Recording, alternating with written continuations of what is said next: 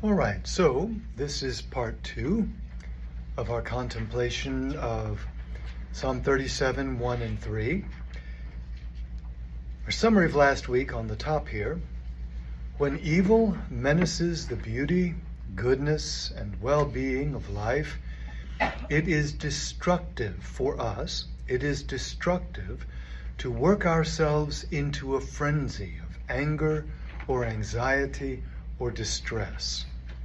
Instead, we may confide what is happening to our loving God, open ourselves to his life-giving response in Jesus Christ, and participate in what he is doing in our situation. And that last part of the sentence is where we move into this week, where we're going to focus on verse 3, trust in the Lord, and do good. Do good. We're going to flesh that out some. So to start off, we're going to take a look at this little word do, and you may think, why in the world? Do is pretty simple and straightforward. And it is, but you'll see why in a little while. The word there is asah, A-S-A-H, in English, of course, and it means to make or fashion, out of already existing material. There's the fill in the blank at the very top there. To work upon something. To work upon something. It's different from the word bara, which is the word for to create, which means to bring something into being out of nothing. How do you spell that? Which one, sweetie? Second one. B-A-R-A. B. Q-S-T. I couldn't hear you. B-A-R. Ah. Thank you. Mm-hmm. So, and I can't even see her because she's somewhere. Better for my neck.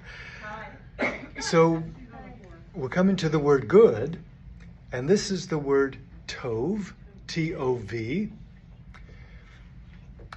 And tov speaks of the beauty and joy of harmonious order. The beauty and joy of harmonious order. Now, in Scripture, good is not an abstract concept. It is rooted in who God is himself. So we don't just go and look it up in a dictionary. It's rooted in God. As Jesus tells the rich young ruler, only God is good. So God himself is goodness. And everything that's good then comes from him. Again, where else would it come from? So, God is good, fill in the blank section. God is good because God himself is the beautiful, joyous, harmonious order of self-giving love between the Father and the Son in the Spirit. I'll say that again. God is good because God is himself the beautiful, joyous, harmonious order. That's good. We just defined that. Use those very words of self-giving love between the Father and the Son in the Spirit. And one of the things this ought to say to us is we can't find good apart from that. And where we're looking for good apart from that, we are looking in vain. Since God is the good, next sentence, as we've said, all good must come from God.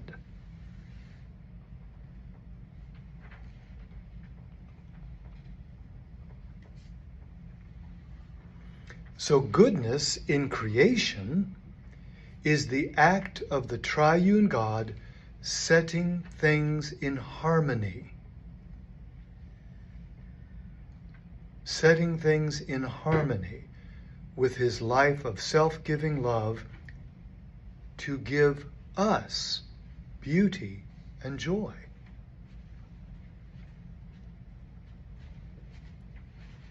Goodness in creation is the act of the triune God setting things in harmony with his life of self-giving love to give us beauty and joy.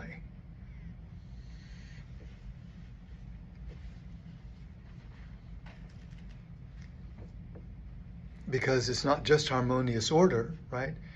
It is harmonious order that issues in beauty and joy. You can't have beauty and joy without the harmonious order. And not just any kind of harmonious order, the harmonious order of God's life of self-giving love. That's the order of life in the Trinity. It is the joy of life in the Trinity. It is the beauty of life in the Trinity.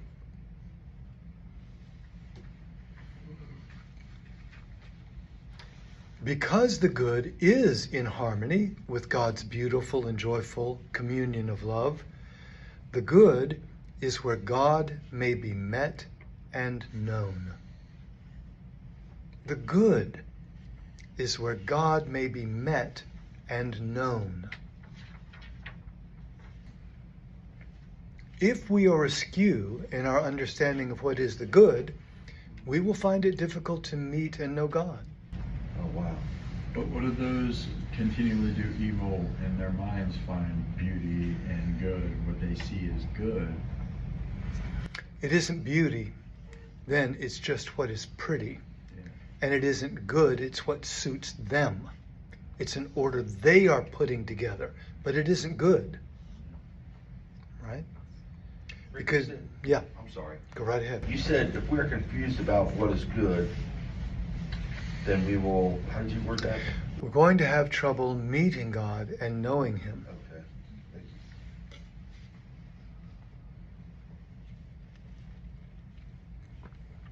Because think about this. I mean, God's love is not something separate from himself. It isn't a commodity that he hands out. It's not a power that's vague out and about. God is self-giving love between the Father and the Son in the Spirit. It is the good act of God to harmonize things with himself. And so it can only be in the good that you'll meet God, because God is the one who is good. How else are you going to do that? And this is why the good gives us well-being in life. And if we're lacking well-being, we're somehow or another disordered from the good. Does that make sense? Let me stop. Any questions or comments in relation to this right now? Anything that seems unclear or whatever? Going once. All right. So in this verse, the call for us to do good in the face of evil doing, because he's just talked about do not fret in verse 1 because of evil doings, neither be envious against the workers of iniquity. How come they're succeeding and I'm not? How come their life is better? It's good and mine's not. Right there, you see what we're doing is encountering a definition of the good life that isn't the good life.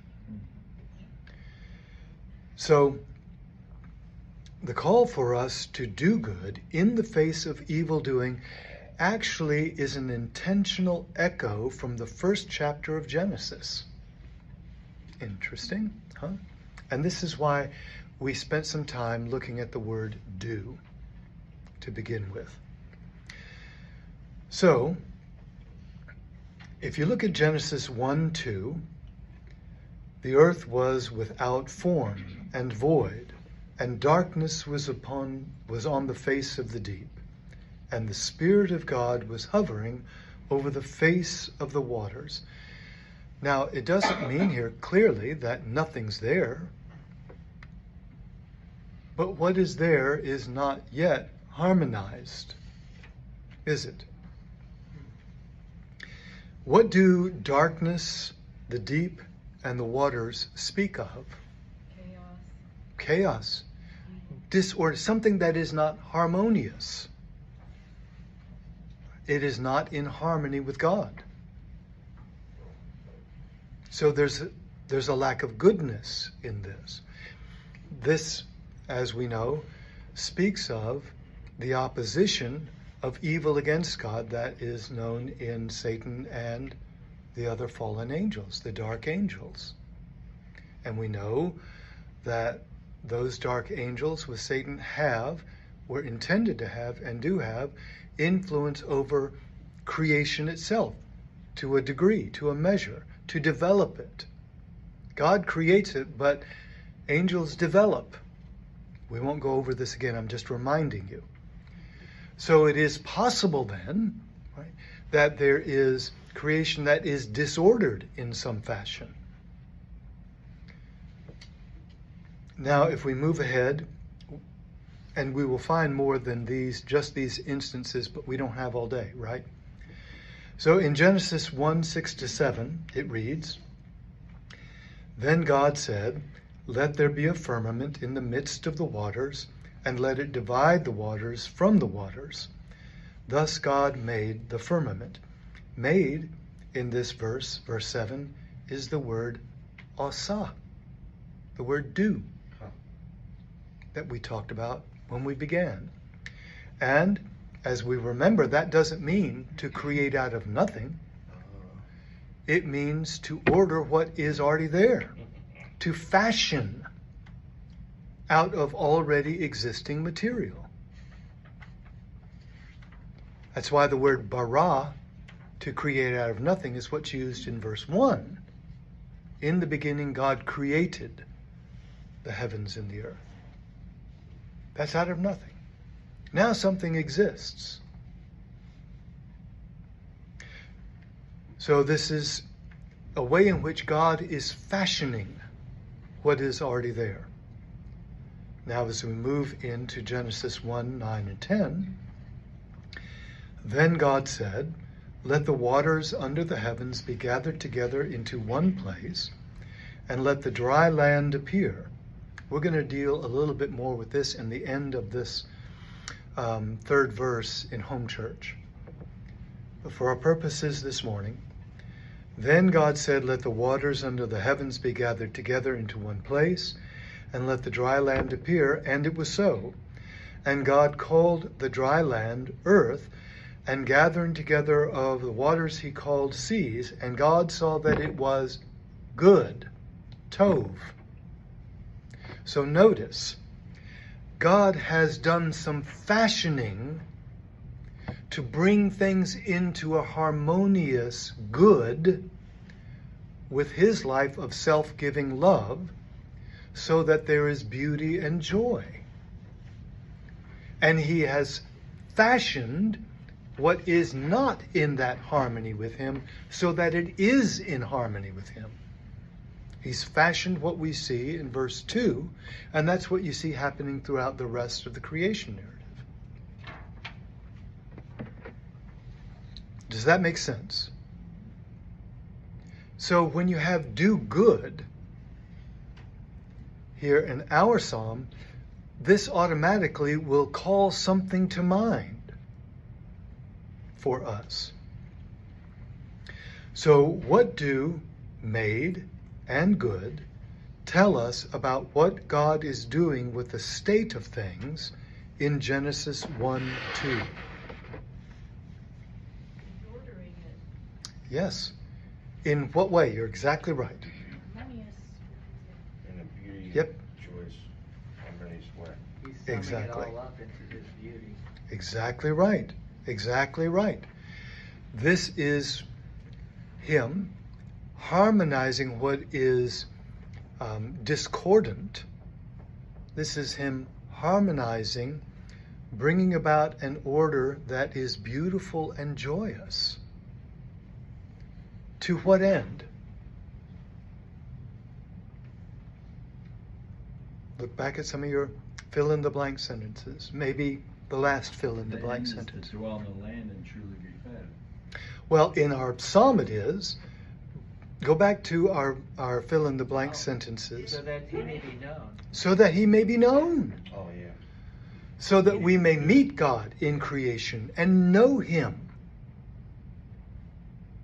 Because these are creation, these are works of his fashioning, that is according to his good, bringing things into line, into harmony with his order of self-giving love, which is simply himself. So that creation is actually fashioned in such a way that we might encounter God's goodness, that we might find it beautiful, and in that beauty, see God.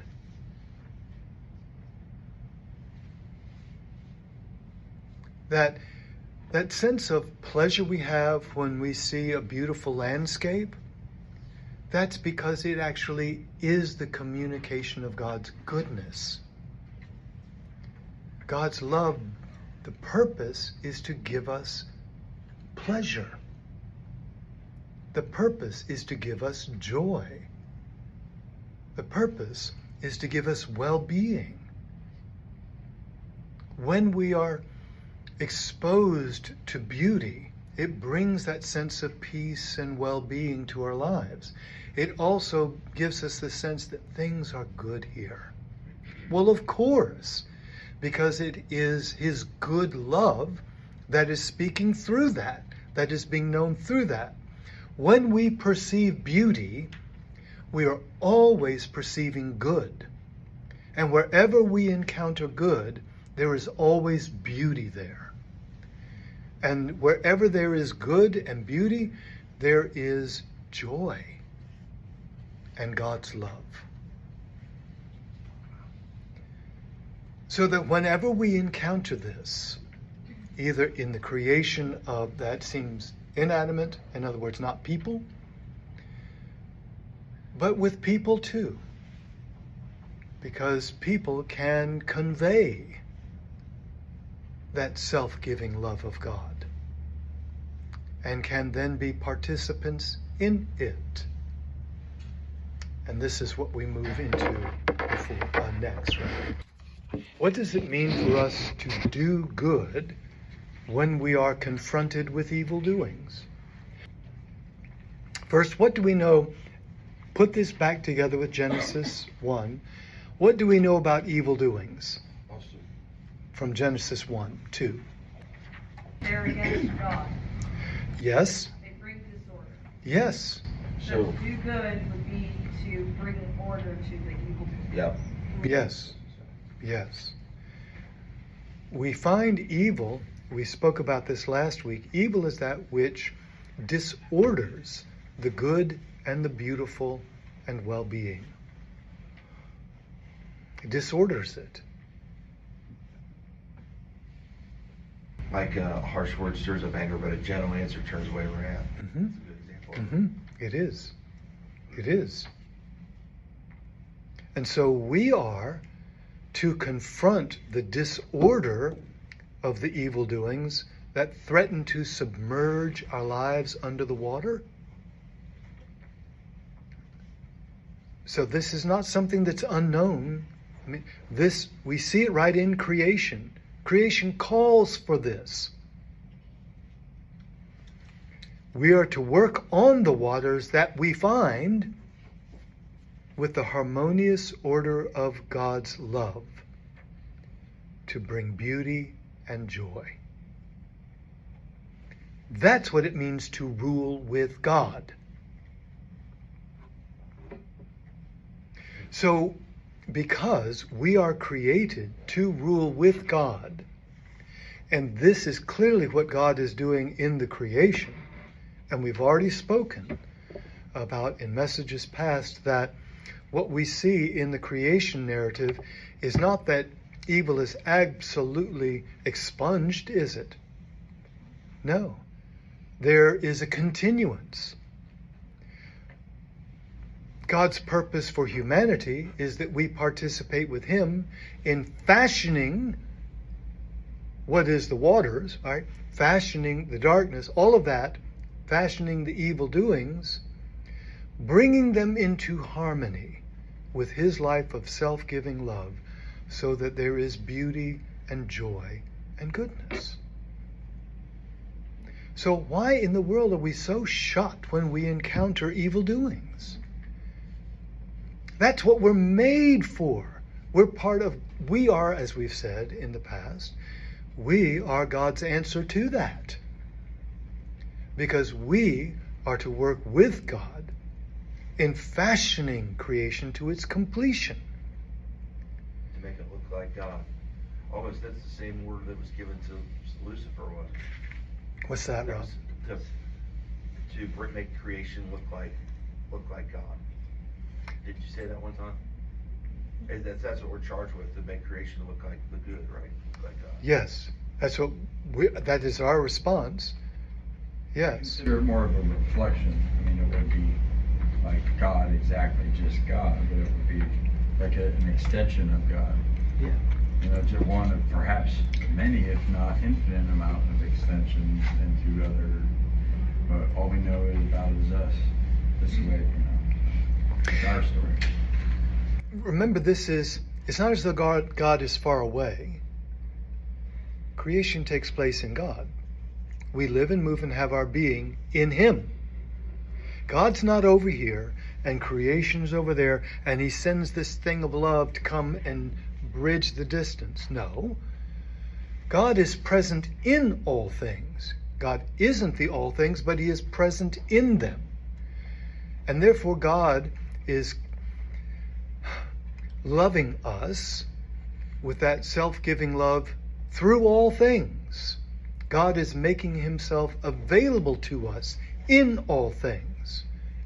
They are mediators of his presence with us.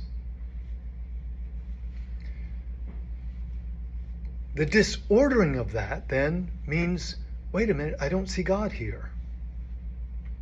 Wait a minute, I don't meet with beauty here. How do I know it's not beautiful? Because it isn't drawing me into the life of God. It's disordered. It passes away. Sometimes it feels like the evil and the disordering is louder than the beauty. And we focus on the loudness. We've got to figure out how to change that around. Yeah, and that's one of the things that we'll discuss in home church, but absolutely correct. Yeah, it's what a little bit we were talking about last week. So this is how we share in God's rule, and this has always been the plan for us. Always. It wasn't that we would always do it as fallen creatures. So that certainly mucks things up. But this was always the plan for humanity, that we would share with God in his self-giving love to bring creation to its completion. So thinking back to last week, next question, what is the importance of trusting in God? Remember that trusting in God is two things, right? What's the first thing to trust means? Trusting in God. To confide in God, right? To confide what is going on in God, to bring it to him, not to whine about it, not to complain about it, not to rail against God because of it, not because God will hurt you if you do, but because that's not confiding, that's whining. And that's okay to whine, because God can take it and he will comfort you, but it isn't yet trust, is it? No. Trust is where we start off confiding what is going on with God. And then second aspect of trust is that we open ourselves to what is God's response. Right? And God's response is the good he calls us to participate in. Always. When we confide in God, in our situation, bring it to him, and we listen for his response, his response will always be about harmonizing both ourselves with him first, right? Has to be. Harmonizing ourselves with self-giving love so that we see the beauty and have the joy, right? And then to do that, to participate in, I want to use a different word, in shaping the evil that is around us, confronting the evil that is around us with his good, self-giving love that brings joy and beauty. This is what it really means to witness. It's not just telling people information about God, helping them see the beauty, helping them experience the joy of the good that is actually present. Because joy is about enjoying the good. If you're unaware of the good, you won't have enjoyment of it.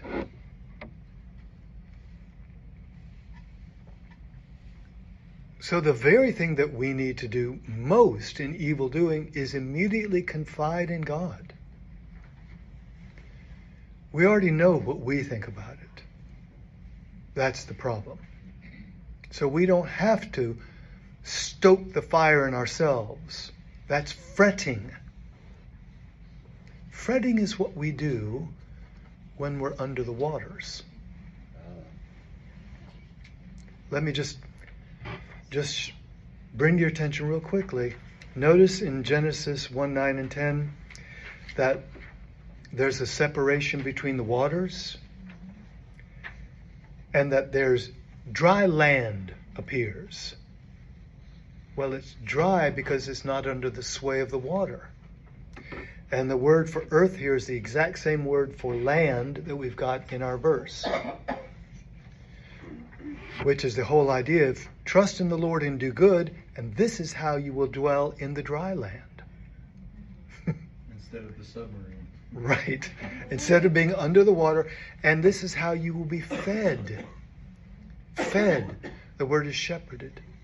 This is how you get shepherded, fed, led to places of still waters and green grass when the evil doing is going on.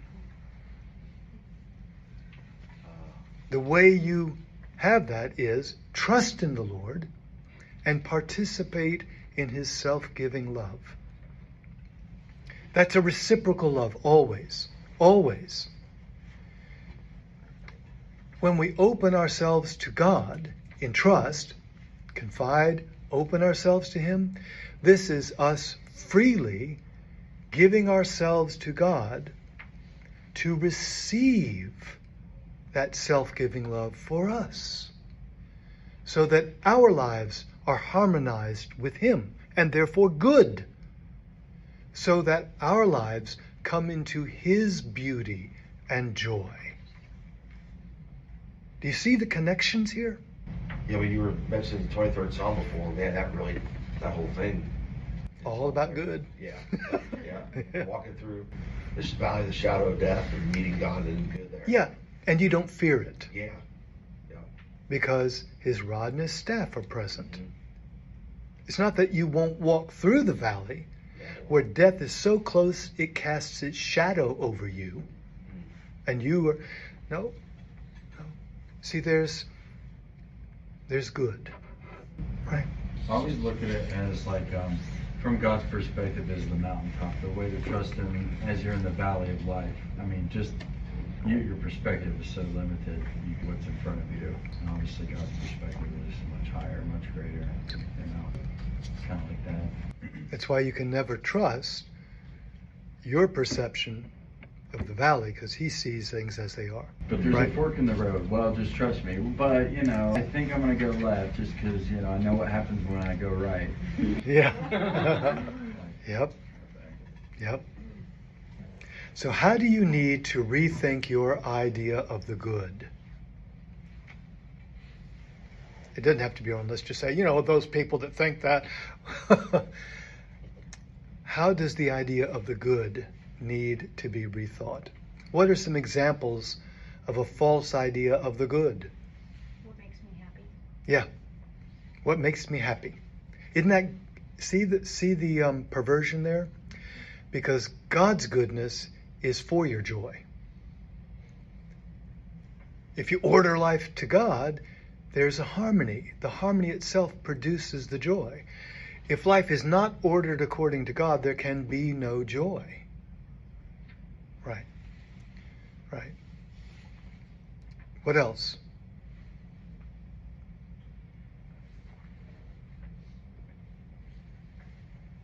Life is good when I get what I want.